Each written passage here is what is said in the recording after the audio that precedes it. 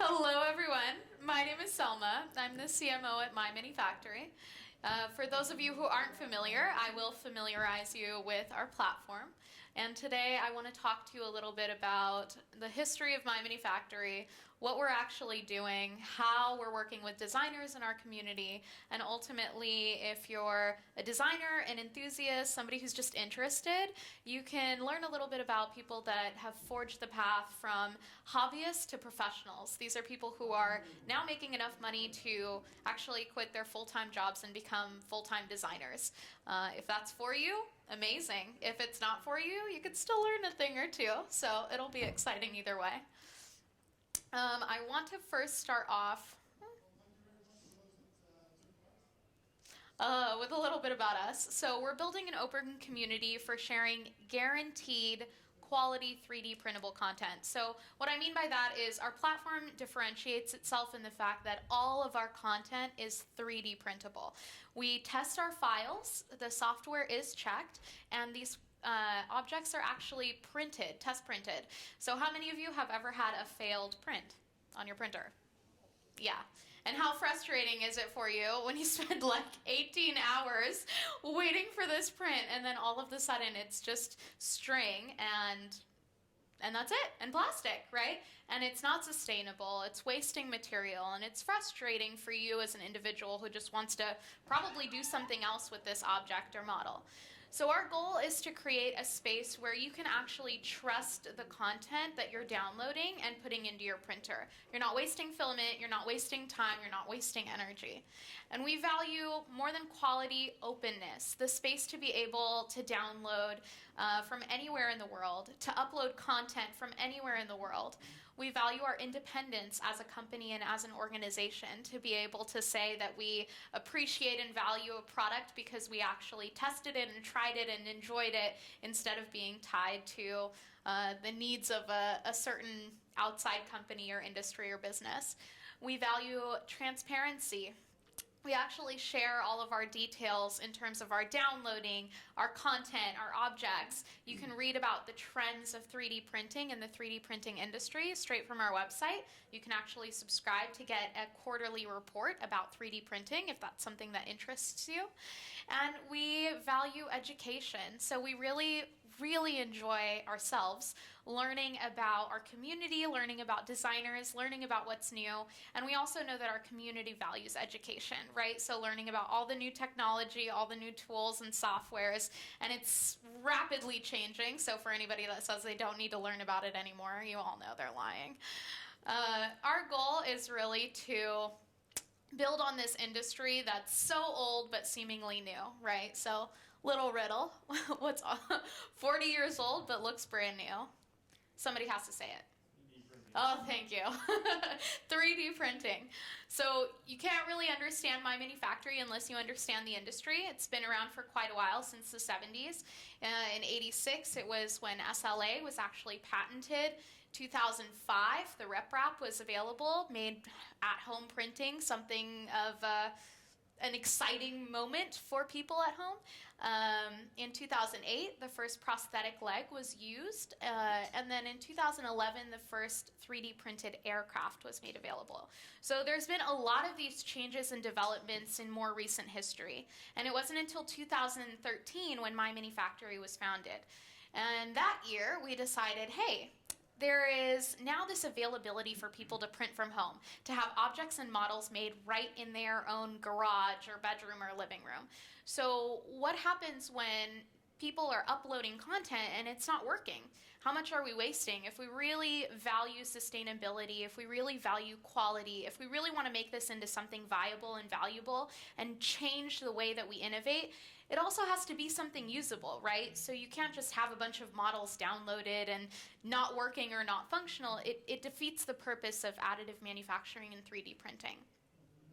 So where did we start and where are we now? Just a little bit of shift. You probably already know about this, but in 2013, 3D printers were running in the couple of thousands, right? So pretty expensive. Nowadays, you can purchase a perfectly good Prusa, I'm sure so many of you already know, for $700, less than a MacBook, which is pretty wild, right? So the degree to which we can actually start printing doesn't rely so much on money. It relies more on content, and it relies more on our ability to print, right? So the technological barrier. When we started in 2013, we had about 8,000-ish downloads. So we had a few thousand people coming to our website, really excited, downloading probably toys and games and little tinkering materials. And now in 2018, coming up on 2019, we're going to have about 5 million downloads projected just in that year. So you can see the rapid expansion in just the last 2 years of people actually downloading content, 3D printable content, and using it. Now this content ranges from functional items, materials that are manufactured with electronical parts in mind, to fan art, right? Batman busts and Superman. How many of you are fans of comic books? Anyone? Anyone? Okay. How many of you have printed or tried to print something with any kind of mechanical piece? Tinkering and things like that, right? And we're getting more into it, right? Trying to integrate robotics and artificial intelligence. That's something we're excited about as well. And nothing is more frustrating than when you're trying to put something together for a hobby that you're creating and it just doesn't print. And you're like, why? So our goal is to make sure that you never look like this guy at home. We would hate for that to happen. Now, the MyMiniFactory guarantee, as I've said a couple of times, is just the fact that you are going to come to our site and you are going to feel good and you are going to feel like you can trust not only the designers that you're printing from, but the quality of the print that's coming out of your printer. So our history, more in recent years, we've increased just the accessibility in the sense that we have a mobile application now where you can print from Wi-Fi, right? Everybody's got internet. We also have a premium store. So how many of you here design or have tried to design? Okay. Oh, okay, great. And how many of you have ever thought about selling your design? Anyone? Okay. And a lot of you haven't, and that could be for a number of reasons. Maybe you're a little nervous. Maybe you're not sure if somebody actually wants to buy it. Maybe you don't feel like there's a price value on it. Maybe it's just personal. Maybe it's none of the above. But in either case, we understood from our community that people value the time that you spend as a designer putting together your work.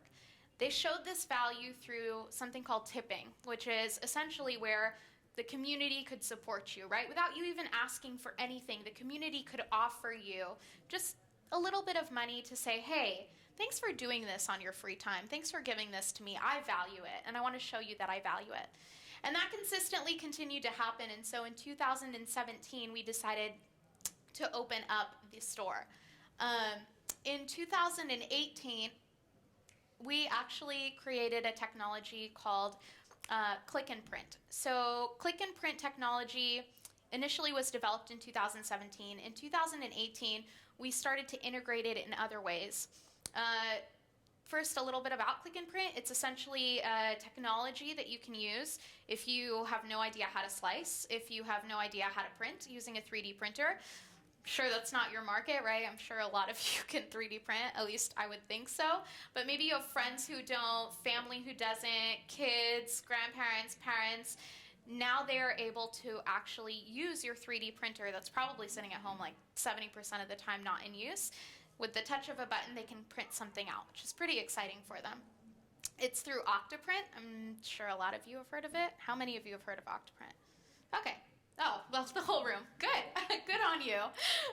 Essentially, you can use that plugin to help your family be able to print as well. And Scan the World is an initiative that we had launched back from the start of MyMiniFactory to essentially curate content that is going to protect heritage and culture. It's creating a museum without walls or any kind of border, where all of these artifacts from all around the world, now over 15,000 objects uploaded, were scanned using photogrammetry So photogrammetry is where you can take your cell phone, take some pictures of a scanned artifact, and it becomes a 3D printable model. That's going to change the way that we understand history. It's going to change the way that we educate ourselves on culture. It's also going to change the accessibility when, some people don't get to go to Paris or America or Asia to go see a beautiful historic place. They can now actually touch those sculptures, print them in their own homes. If you're a fan of art, you probably already know this. Today, MyMiniFactory has over 65,000 guaranteed 3D printable objects. We have over 11 million downloads, 13,000 3D designers, and over 343,000 registered users. It's just to say we're growing. It's not to say we're anywhere near where we're supposed to be, where we're going to be, where we're headed, but it's to say that there's a lot of people in the community who value this. Now, for the part you've probably been waiting for, who are these designers? Who are the people that are actually putting things onto our platform? Well, they come from all walks of life. They're people who design for fun, people who design to educate, and people who design to monetize and make some money. We have 3 different types of designers on the platform. There are the people who are new to design, people who are incredibly professional with it, and people who are trying to learn and become maybe more professional, maybe a full-time designer. So I'm going to talk to you a little bit about each one. You may already have seen Joe Kesha here today. He's one of our grand designers doing some incredible things. Make Anything, Devin Montez, he's running a competition with us. That's been very exciting. And then Morgan Mori, he's been with us for quite a while, also selling his content, now running a Kickstarter that's been really kicking it. So if you have designed, which I know a lot of you have, you may be wondering where to start on this journey, right? So maybe you design things for fun, maybe you don't, maybe you design things because you needed something and it just wasn't available to you. Either way, the best place to start is community, right? If you're doing anything new, if you're doing anything that's a little bit intimidating, it's helpful to have people who understand where you're at. It's helpful to have people you can speak to, who respect and understand your challenges, who can sit with you on YouTube and host little talks and conversations. But our community is very active with one another. They're commenting on each other's Instagram. They're sharing their support for one another, printing and purchasing designs. They're getting on live streams together. The goal for you as an individual is not to be alone. Nobody likes to be alone all the time, right? I mean, I hope. Do we like being around people ever? Sometimes, 1% of the time. You can't say you don't like being around people 1% of the time. Really? Okay, well, on the internet. So at least you don't have to see them face to face. Realistically, you're all here, so you somewhat like people, just a little bit. Either way, MyMiniFactory is a great place to find support, right? So if you want to know about a new type of design, a new type of software, if you're uncertain about where you're headed, if you're uncertain about whether or not you should head in that direction, so many of our designers have found their space because they found somebody who understood them. In terms of design, it's kind of at the intersection of your hobbies. I've talked to some of you already, and I know that some of you have these hobbies that you really enjoy, and that's kind of what got you into 3D printing. It's a lot of that. It's a lot of just having something in a need and realizing that you can create the solution for it. You no longer have to look for it. You are the solution. So 3D design and creating 3D designs that are for a more professional space really come from solving your own problems. If you have a drone, or if you're into RC cars, maybe you're missing a spare part, maybe there's something that you want to see that's never been done before. This is your opportunity to create, not just for yourself, but for a whole community. Our designers design all kinds of things. We allow the selling of content. That selling of content is premium content. So what that means is, if you're going to put a price tag on it, it should be worth a price tag. You should probably not sell things that aren't worth the cost. So what does that mean exactly? Does it mean that, a tank that looks like this is worth money, or a self-watering planter is worth money, or this surprise egg is worth money, or this fan art piece is worth money and other things aren't. No, not necessarily. It's really about you understanding what you're designing for. So you understanding the aesthetic for what you're designing for. What does that mean, aesthetic for what you're designing for? Does it look good, right? Does anybody want to purchase something that's going to come out not looking like what it's expected to? Probably not. In terms of details, people like to purchase models with detail. I cannot tell you how many comments, how many YouTube videos and time lapses and emails we received about the beauty and detail in our designs. People love seeing designs that really look like they took time, right? Because there's something about this art form that you just can't recreate if you don't actually love it, and the love is shown through your passion and dedication to your work. Taking great photos. I know you may not be photographers out there. You may not even own a camera. You may just have a cell phone, and that's how you take some pictures. But if you want to get into a professional space and you want to actually start making money off of your product, if you want to put it up and just, even for free, see if people like it, I can promise you people will like it if they can see from the photo that it's going to turn out the way that they expected when they printed it. So you may not see value in taking a great quality shot, but there is so much value in the aesthetic appeal of your photo.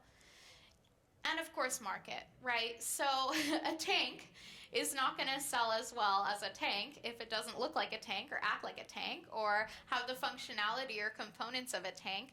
You've got to understand the market you're creating for, and for most of you, you're creating for yourself. So understanding the needs that you have, the solutions that you want to create, the space that you want to be in, and the more you know about that, the more you're passionate about it, the more it's going to show in all of the designs that you're working on. So I'm going to tell you a couple of stories about some designers who started from, amateur, knew nothing about design, really didn't even know what they were getting into. It's a long read, but I'll tell you in short form. Photosmith is one of the designers on our Studios program. Our Studios program is a program for designers who want to professionalize themselves and also want to educate others. He's also part of our store, Premium Store. He sells his content. And he's also a designer that uploads his content exclusively on MyMiniFactory.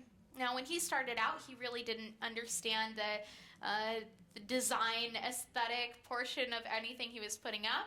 He really didn't know how to design too well. He was an amateur hobbyist, as he called himself. And ultimately, what he got from the community was an understanding of the space that he was going to best fit in, what kind of designs he actually liked. He looked at other models, he looked at other designers, he understood from the community where he could fit in, right? We all want to know where we fit.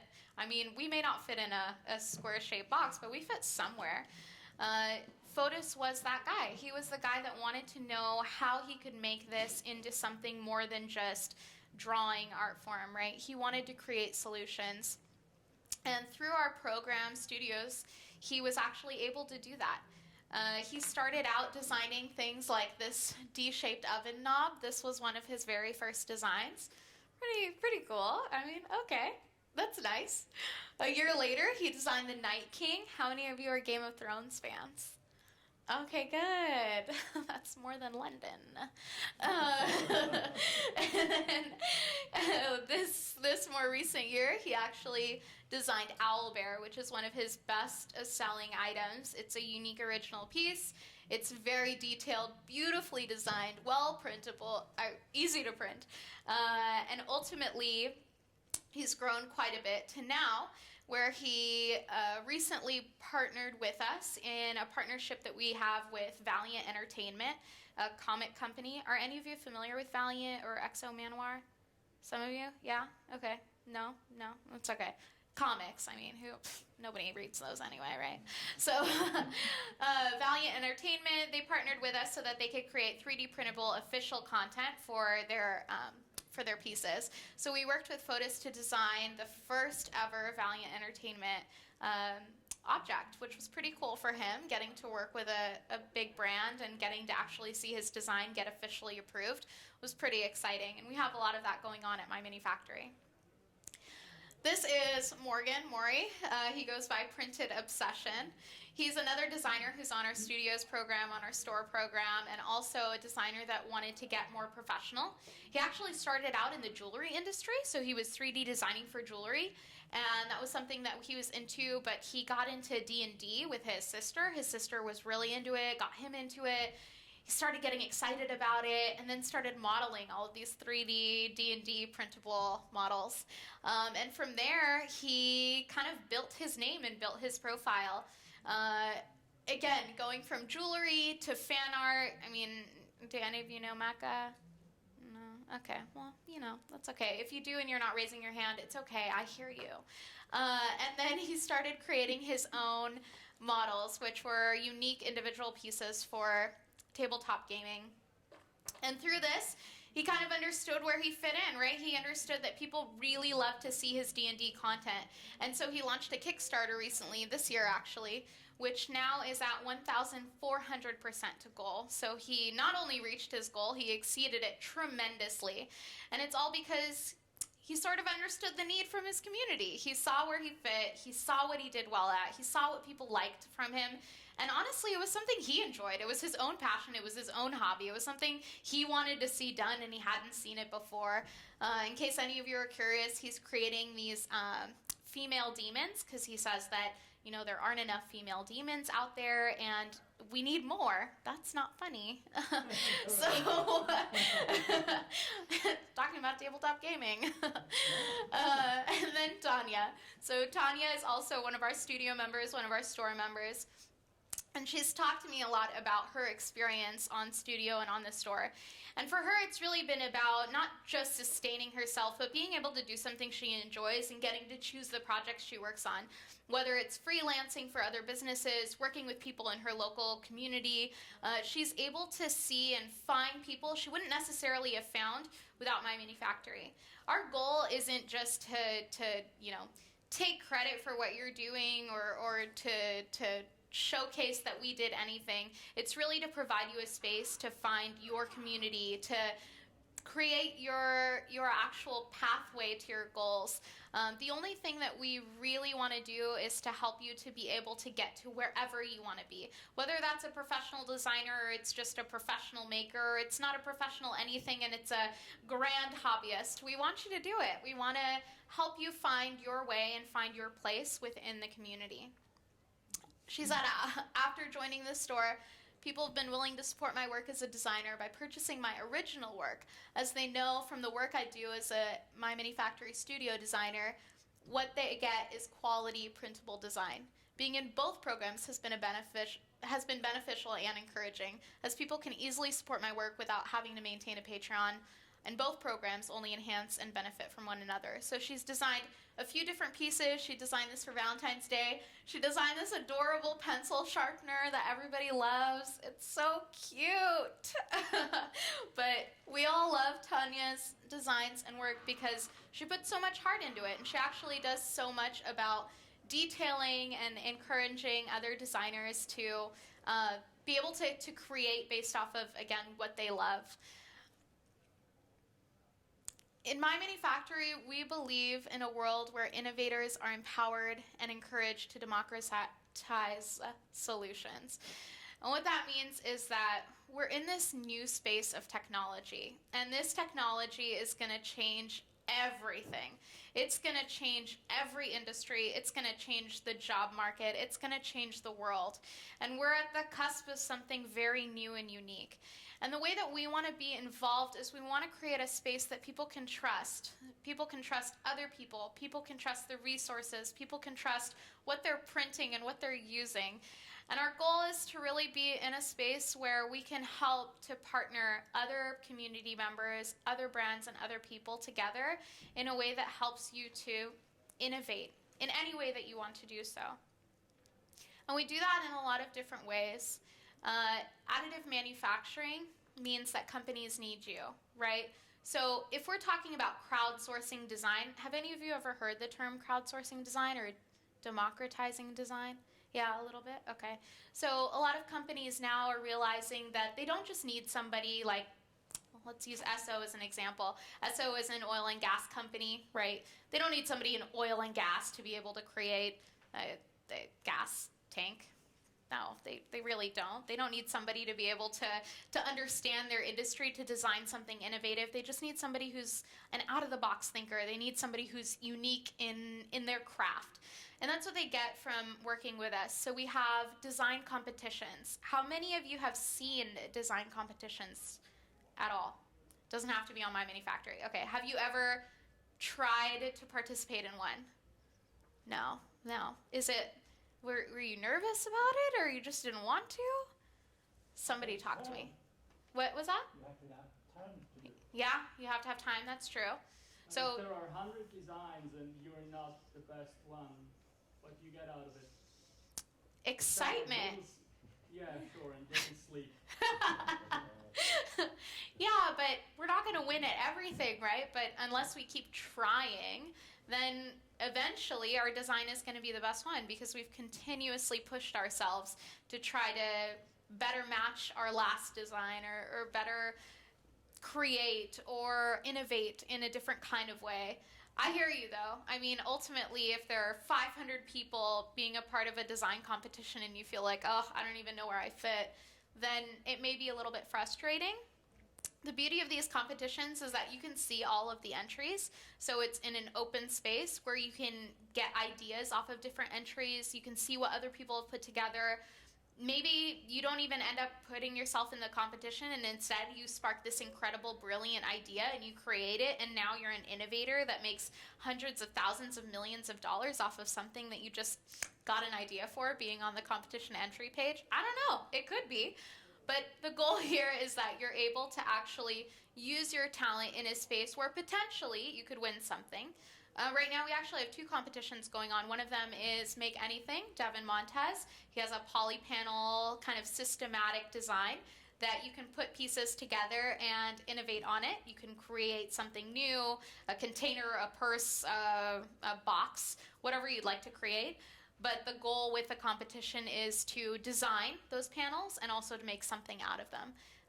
But the prize is a snap maker too. So essentially you could potentially win something. And we also have a competition going on right now to make a trophy. Have you ever heard or participated in terms of voting or read online about the 3DPI awards? No?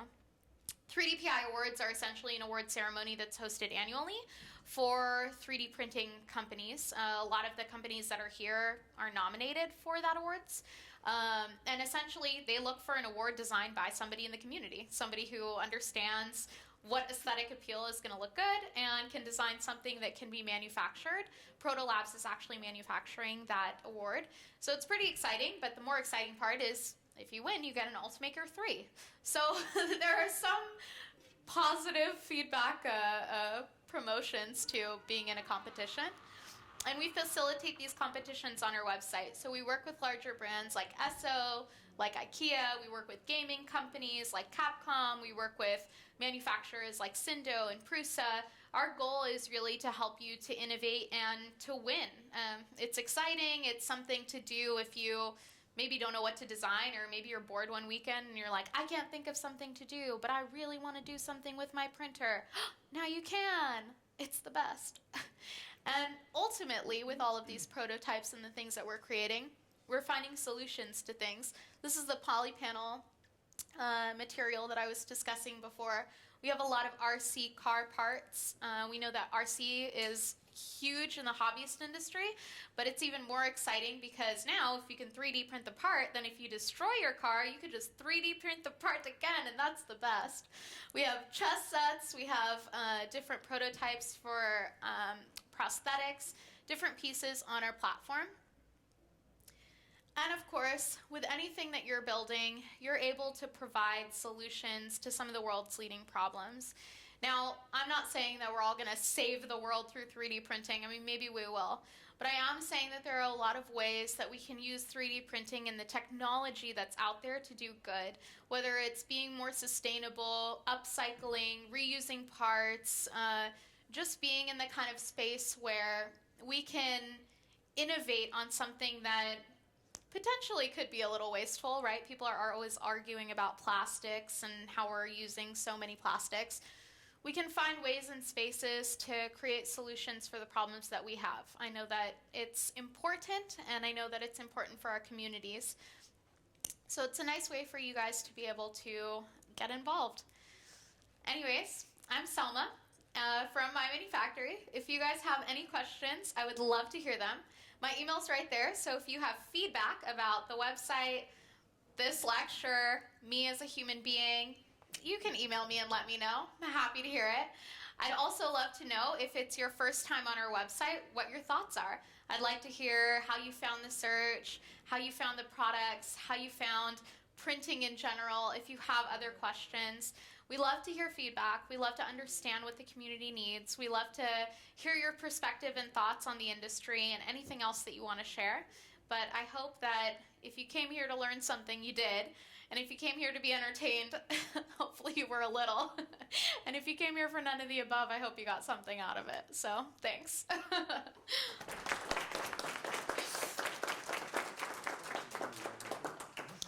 Do you guys have any questions? Anything I can answer?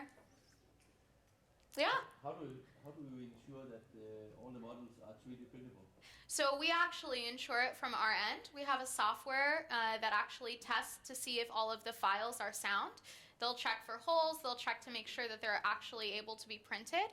Once we know that the software or that the STL file is printable, we'll actually test print that. So not ourselves, but we have a community of vetted makers who we know can print the products, who we know have great printers and have done it before, and then they'll print the product and take photos of it so that we know that it's printable.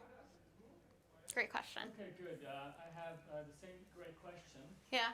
But a follow-up on that one. You Yeah. say those people have great printers Uh-huh. to print it with.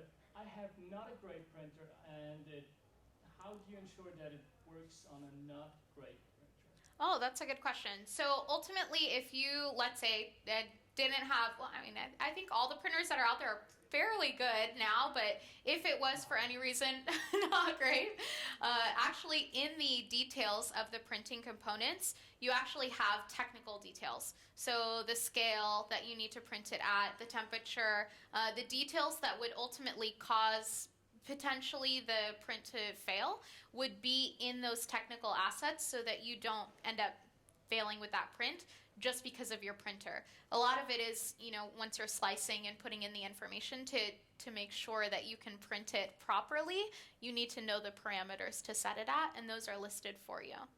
Does that answer your question?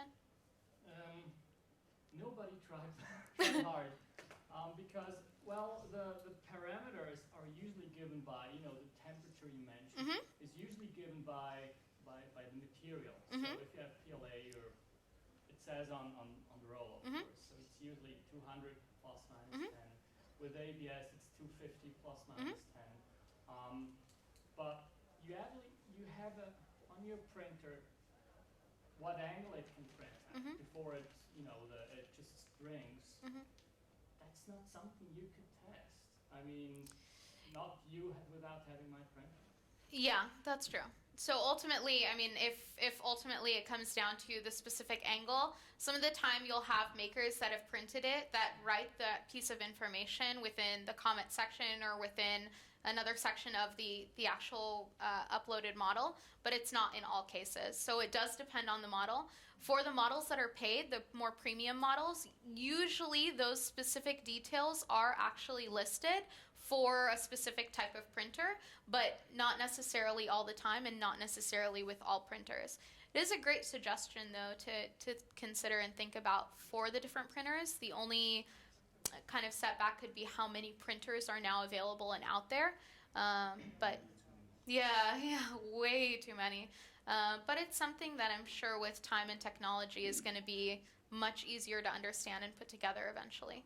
As of right now, I don't think that we could do all of the printers for every single object, so it's a great point. But well, there's the next question, if I may continue. You said you could print, for example, a Batman's face or head. Maybe you get more out of the head. Okay. What about copyright? Because even if I design Batman, Uh-huh. The idea of Batman came from some multinational company who still owns the rights. Yes. Right? What about copyright of, to that company? It depends on the company. So we actually work with those brands, not all of them, some of them. And what the kind of consensus is on that brand is that you cannot make money off of their products. So copyright is only held to you commercializing Batman. But if you're designing Batman and showing it off and setting it out for free and you're not making any profit off of it, they're usually a little bit more open. If the brand for any reason feels like, nope, these are our designs and it's our copyright and we are not comfortable with you having these designs and giving them out for free, they contact us and they let us know. So they're very open to letting us hear about it. But a lot of these brands, I mean, they thrive off fan art. I mean, they thrive off people who are super fans of the comics, like Valiant Entertainment. Well, but for example, LucasArts, which now they sold to the Star Wars stuff to Disney. Disney. I think they would not like some of us buying the print off of you instead of going to Walmart and buy it there for $30, for example. So you're talking about buying it. Yeah, because they want. I think you want to sell the designs, don't you? Well, if it's not our copyright, we can't sell the design. So the only reason that we sell the Valiant design is because we work with Valiant. Okay. They're a partner of ours. Yeah, so they approve the design, and that's why we can put a price on it. Okay, so we cannot sell anything over your websites? No, they have to be approved to be sold. So if it's copyright infringement, it's not going to be approved. There's actually a human being who goes and approves it. So it's not a system or anything like that. We look at it and we'll say, okay, well, this is clearly copyright infringement and we can't accept it. If you can sell it on a different platform or, if another platform lets you do it, that's all between you and them, but we respect not just our indie brands, but actually the larger brands as well, because those are people who designed those comics, right? They're individuals just like yourselves who are designers who want credit for their work just as much as anybody else, and we do respect that. So we don't sell any content unless we have a partnership that allows us to sell that content. Yeah.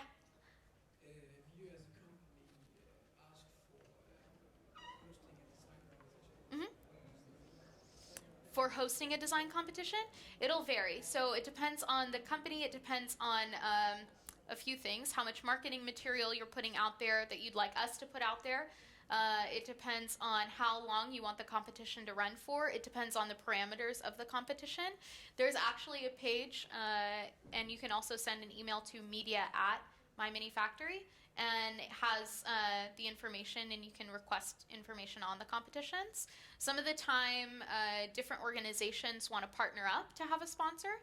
So there are some times where we have smaller companies that are maybe startup companies that partner with a larger company that can sponsor them, like a manufacturer, so they don't have to worry about the cost of the competition to host it. Does that answer your question? Yeah. Okay. Yes?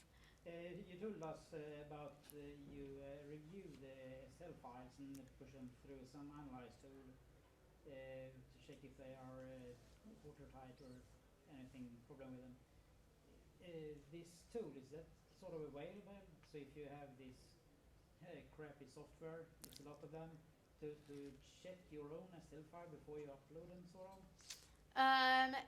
That is a good question. So we don't have it publicly available, just in terms of your utilization. We do have,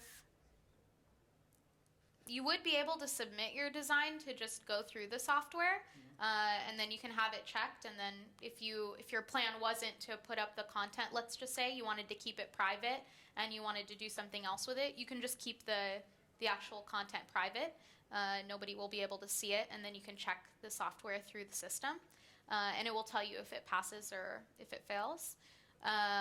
But in terms of it being just a software that you can purchase as of current, no. Thank you. Yeah. Yes.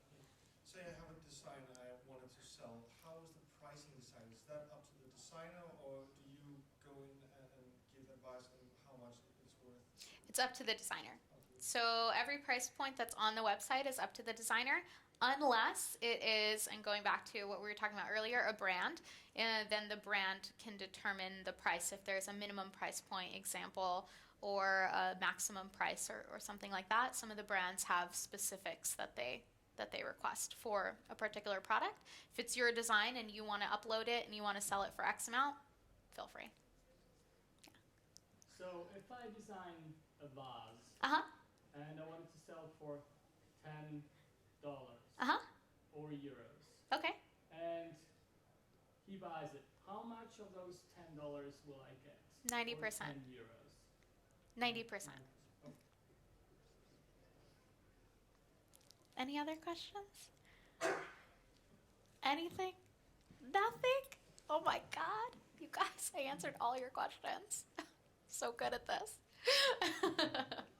Is anybody? How about the intellectual property of the item you submit? Uh-huh. Is it designer who has that? Yeah. So if it's your original design, it's not fan art, then it is covered under intellectual property right and a copyright. However, if it is fan art, so it's not your original design, but it's the design of a brand, then it would not be under your official copyright. And therefore, if somebody comes and says, okay, this is our content, we need to remove it, etc., then it will be removed. If it's, let's say, somebody else's content from a different website, and we later find that, you know, you're uploading the content that's not yours, same thing applies. You'd be surprised, or maybe you wouldn't, that the community watches out for one another. So we get emails all day from friends of a designer saying, hey, I know this guy, and his design is here, and this is not his, and this is not hers. And we take care of all of that because, again, it's about respecting the community. And ultimately, if we want this to be an open space where we can trust one another, then we want to make sure it's fair for every single individual and every single brand and every single designer. How about the design competition? In the design competition, same thing. So once the competition is over and then the winners are selected, then we actually go through each design that's selected to see if it's copyright infringement, which unfortunately recently I found one that was, and I was so sad because I love that design, but it wasn't their original works, so we ended up picking a different design. Do you, as a designer in the design competition, keep the rights for the design? If it's yours, yes, unless the competition you're entering tells you that the design is not going to be yours anymore, in which case you would have to agree to those terms and then actually design for the competition. So you would have a terms and conditions page come up, like we had one with IKEA and Esso, and for those designs they were looking for prototypes. So the people that entered knew right away that any of their designs could be just removed and taken and used for those prototypes. But they're excited to do that because they wanted to prototype. So it depends on your needs, but yes, if it's a design competition for a prototype, it's likely that no, you will not keep that design copyright, unless otherwise stated. But brands, I will say, are pretty good with allowing the designer to keep their name on the content that they created. I mean, they understand it's your works. They just want to be able to commercialize it. So, yeah. So if I submit the design Mhm. to your company, Uh-huh. what about the other companies that I might want to submit it as well? Mhm. Like not the competitions, Mhm. but if I try to sell it, can I only sell it on your platform, or can I also put it on other platforms? No, you can put it on other platforms. Yeah. It's your design. Some of our designers are exclusive to MyMiniFactory because our studios program actually, once you reach a certain level of views, once you reach a certain level of activity on your platform, you can actually monetize on your page itself. So it's a shared revenue program where they're making money off of it. So it really doesn't make sense for them either way to have their content anywhere else because they want all their traffic to go to their page so they can make money. So that's the reason they're choosing to be exclusive with us, is to build up to that point where they can make money off of their profile.